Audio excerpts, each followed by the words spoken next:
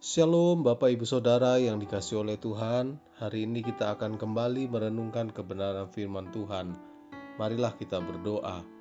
Bapa di sorga, di dalam nama Tuhan Yesus Kristus, kami mengucap syukur untuk kasih yang Tuhan berikan dalam hidup kami. Kami mau lebih dewasa lagi melalui firman-Mu, ajarlah kami saat ini. Dalam nama Tuhan Yesus Kristus, haleluya, amin.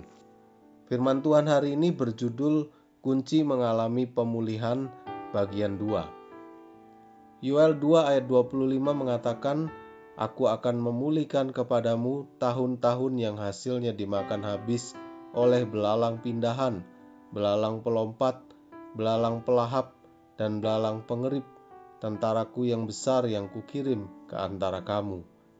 Bapak Ibu Saudara yang dikasihi oleh Tuhan, Alkitab menyatakan bahwa jiwa yang hancur, hati yang patah dan remuk tidak pernah dipandang hina oleh Tuhan. Sebaliknya, Tuhan sangat membenci orang yang suka meninggikan diri, angkuh, dan sombong seperti yang diperbuat oleh seorang Farisi saat berdoa. Kesombongan adalah salah satu penyebab Tuhan memalingkan mukanya terhadap seseorang, padahal yang meninggikan diri juga sulit mengakui segala kelemahan dan dosa-dosanya. Jika demikian, sampai kapanpun kita tidak akan pernah menemukan pemulihan.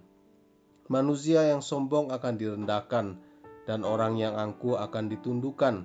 Yesaya 2 ayat 11. Jadi Allah menentang orang yang congkak, tetapi mengasihani orang yang rendah hati.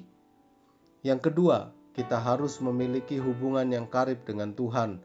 Banyak orang Kristen yang tekun berdoa ketika dalam masalah saja. Namun saat segala sesuatunya berjalan baik dan lancar, mereka tidak lagi sungguh-sungguh mencari Tuhan.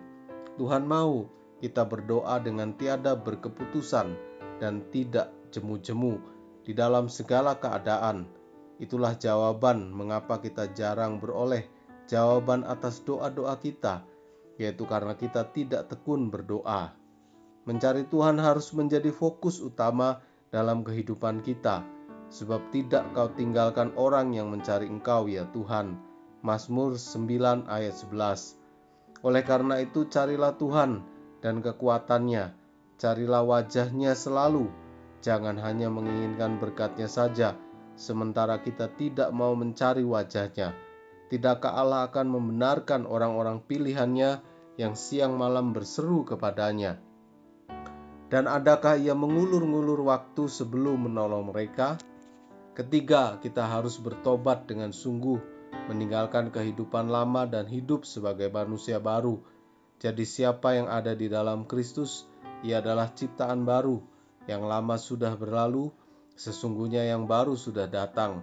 2 Korintus 5 ayat 17. Artinya tidak lagi hidup menurut keinginan daging, tetapi menurut pimpinan Roh Kudus. Tuhan pasti pulihkan hidup kita, asal kita melakukan apa yang Tuhan kehendaki. Amin. Terima kasih buat kebenaran firman-Mu hari ini. Kami mau mengalami pemulihan, dan biarlah hidup kami sungguh-sungguh bertobat, hidup kami rendah hati dan tidak sombong.